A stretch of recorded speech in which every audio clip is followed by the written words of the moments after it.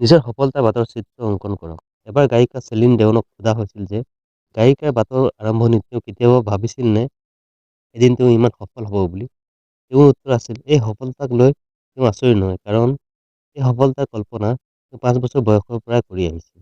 তেওঁ সফলতা পাবৰ বাবে বহু কষ্ট কৰিছিল সঁচা, কিন্তু এই কথাটো সত্য যে তেওঁ সৰুৰে পৰাই সফল গায়িকা বনিব বিচাৰিছিল আৰু সৰুৰে পৰাই তেওঁ নিজৰ মগজুত নিজৰ সফলতাৰ স্পষ্ট ছবি বনাই আহিছিল। বিশ্বৰ শ্ৰেষ্ঠ খেলুৱৈসকলেও নিজৰ মগজুত নিজৰ সফলতাৰ মানসিক চিত্ৰ অংকন কৰে। এনেদৰে তেওঁলোকে নিজক ভাল প্ৰদৰ্শন কৰা প্ৰেৰণা যোগায় আৰু পাছত সেই ছবি বাস্তৱত সংঘটিত হয়। নমস্কাৰ বন্ধুসকল, কিতাপৰ কথা চেনেলটোলৈ স্বাগতম। এই ভিডিঅ'টো এটিটিউড ইজ এভ্ৰিথিং নামৰ কিতাপখনৰ ছেকেণ্ড পাৰ্ট। প্ৰথম ভাগটো যদি আপোনালোকে চোৱা নাই, ডিছক্ৰিপশ্যনত তাৰ আই বাটনত লিংকটো পাব, সেই ভিডিঅ'টো চাই ল'ব। ইয়াৰ লেখক হ'ল জেফ কেলাৰ। আহক আৰম্ভ কৰোঁ।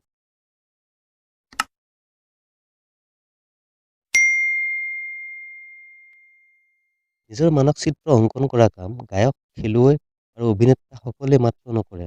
আমি তেনে কৰিব পাৰোঁ। আচলতে আমি এই কাম সৰুৰ পৰা কৰি আহিছোঁ।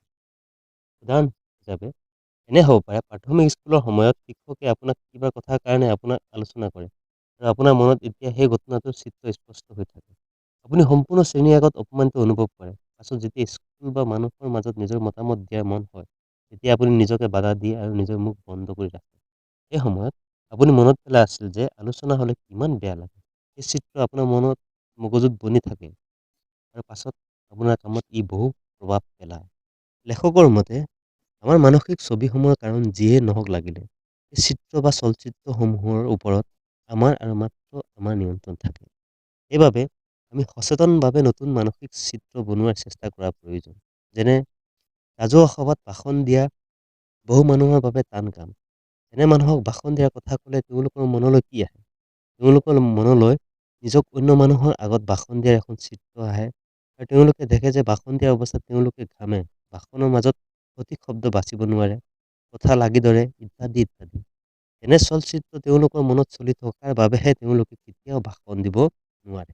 কিন্তু যদি তেওঁ সদায় সচেতনভাৱে নিজৰ মনত এই চলচ্চিত্ৰ বনায় যে তেওঁ ভাষণ দি আছে, শ্ৰোতাসকল মন্ত্ৰমুগ্ধৰ দৰে শুনি আছে, ভাষণৰ মাজত এটা সুন্দৰ কাহিনী উপস্থাপন কৰে আৰু শ্ৰোতাসকলৰ হাত তালিৰে মঞ্চ গুজৰি উঠে। ভাষণৰ শেষত শ্ৰোতাসকলে তেওঁক প্ৰশংসা কৰে। যদি এনেধৰণৰ মানস চিত্ৰ সচেতনভাৱে সদায় নিজৰ মগজুত চলোৱা হয়, কম দিনৰ ভিতৰত যিকোনো মানুহৰ ভাষণ দিয়াৰ ভয় আঁতৰিব আৰু তেওঁ এটা ভাল বক্তা হ'ব। এতিয়া বুজি পালেনে? এনেধৰণৰ কল্পনাই আপোনাক এজন সফল বক্তা বনোৱাত সহায় কৰে। ইয়াত এটা কথা মন কৰিবলগীয়া, আপোনাৰ কল্পনা আৰু মানস চলচ্চিত্ৰসমূহ আজি আৰম্ভ কৰে আৰু আজি আপুনি সফল হৈ নাযায়। কিন্তু এনেধৰণৰ ইতিবাচক কল্পনা একেৰাহে নিজৰ মগজুত চলাই থাকে, তেন্তে এদিন এনে হ'ব যে আপুনি এনে কামসমূহ কৰাত লাগিব যাৰ দ্বাৰাই আপুনি সফল হ'ব। ইয়াত লেখকে অন্য এটা উপায়ৰ কথা উল্লেখ কৰিছে, যিটো জিম কেৰি ব্যৱহাৰ কৰি নিজক এজন বিখ্যাত আৰু সফল অভিনেতা বনায়। অভিনেতা জিম কেৰিয়ে যেতিয়া অভিনয় জগতত প্ৰথম আহে, তেওঁক কোনো চিনি পোৱা নাছিল। তেওঁ অভিনয় কৰাৰ বাবে ভাল চলচ্চিত্ৰ পোৱা নাছিল। তেনে সময়ত তেওঁ নিজক এখন চেক লিখে, অভিনয়ৰ বাবদ $10 লাখ পোৱা বুলি। সেই চেকখন সদায় তেওঁ নিজৰ পেন্টৰ জেপত ৰাখিছিল। সদায় ৰাতিপুৱা গধূলি যেতিয়া সময় পায় এই চেকখন চায় আৰু নিজক অনুপ্ৰেৰণা যোগায়। এই চেকখনৰ তাৰিখ তেওঁ 5 বছৰ পাছলৈ দিছিল। আপুনি জানি আচৰিত হ'ব যে তেওঁ 5 বছৰৰ পাছত সঁচাই এখন চলচ্চিত্ৰৰ অভিনয়ৰ বাবদ $10 লাখ তেওঁ পায়। জিম কেৰিয়ে কৈছিল, টকাটো আচল কথা নহয়, আচল কথা হ'ল ইমান টকা অভিনয়ৰ বাবদ পাবৰ বাবে তেওঁ কিমান ভাল অভিনয় কৰিব লাগিব। তেওঁক সদায় এই চেকখনে অনুপ্ৰেৰণা দিছিল, নিজৰ কাম ভালদৰে কৰিবলৈ। তেওঁ সদায় এই চেকখন চাই তেওঁ নিজৰ মনত দৃঢ় বিশ্বাস হৈ গৈছিল যে তেওঁ এজন ভাল অভিনেতা। যাৰ ফলত তেওঁৰ দৃষ্টিভংগী এজন সফল অভিনেতাৰ নিচিনা হয় আৰু এই দৃষ্টিভংগী কৰ্মত প্ৰতিফলিত হয়। তাৰ ফলত তেওঁ এনে পৰিস্থিতি আকৰ্ষণ কৰে যি তেওঁক সফলতা প্ৰদান কৰে।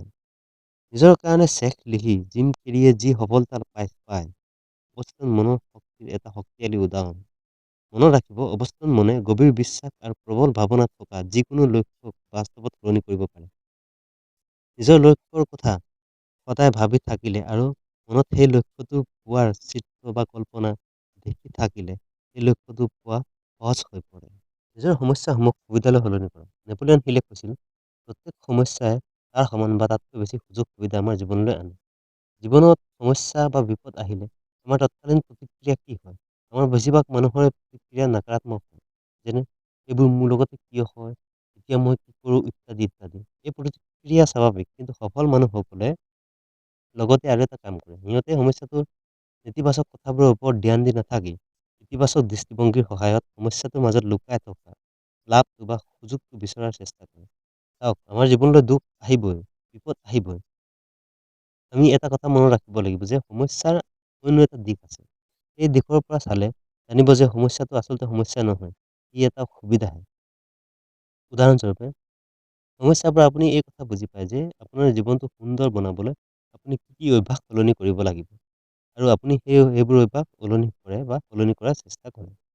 যদি এই সমস্যাটো নাহিল হয়, আপুনি এই ইতিবাচক অভ্যাসসমূহ কেতিয়াও আয়ত্ব নকৰিলে হয়। আপুনি নিশ্চয় এনে মানুহক লগ পাইছে বা এনে মানুহ দেখিছে যি চাকৰি নোপোৱা বা চাকৰিৰ পৰা উলিয়াই দিয়া কেইবছৰমানৰ পাছত সফল ব্যৱসায় হয়।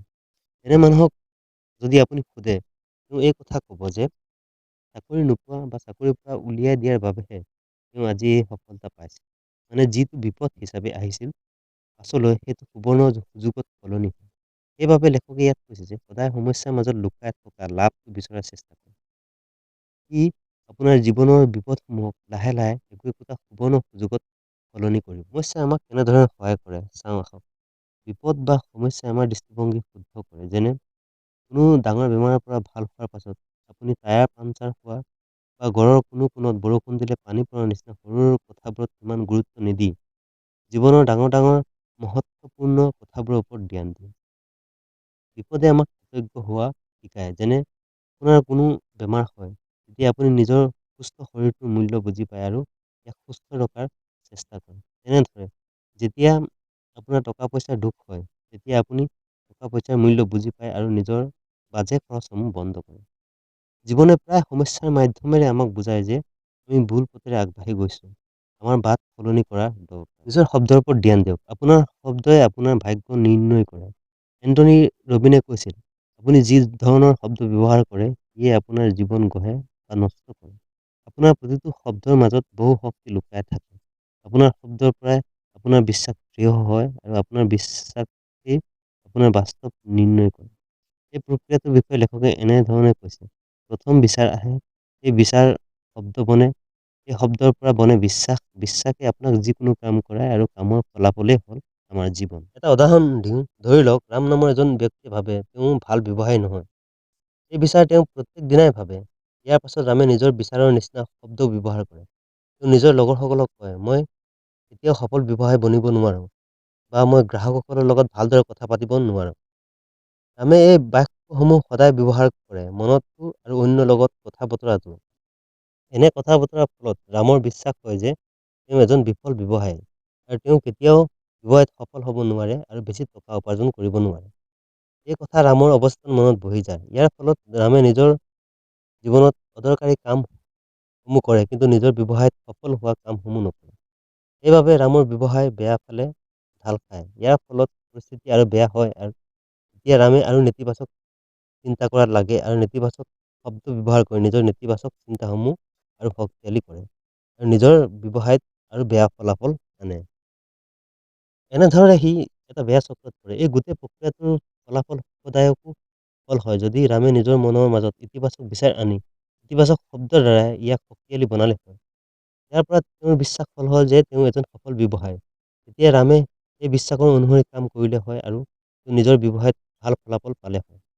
সেইবাবে লেখকে ইয়াত কৈছে যে আমি সদায় নিজৰ শব্দৰ ভূমিকাৰ ওপৰত মন দিব লাগে আৰু ইতিবাচক শব্দ ব্যৱহাৰ কৰাৰ অভ্যাস কৰিব লাগে, কাৰণ আপোনাৰ বিচাৰক শব্দই শক্তিশালী কৰে। আশা কৰোঁ বন্ধুসকল আপোনালোকে এই ভিডিঅ'টো চাই ভিডিঅ'টো ভাল পালে লাইক কৰক। চেনেলটো ছাবস্ক্ৰাইব কৰিবলৈ নাপাহৰিব, কাৰণ মই এনেধৰণৰ ভিডিঅ' বনাই থাকোঁ। কমেণ্ট কৰি জনাওক আপোনালোকৰ মতামত এই ভিডিঅ'টোৰ ওপৰত। ভিডিঅ'টো শ্বেয়াৰ কৰিবলৈ নাপাহৰিব নিজৰ বন্ধু বান্ধৱীৰ লগত। ভিডিঅ'টো চোৱাৰ বাবে অশেষ ধন্যবাদ।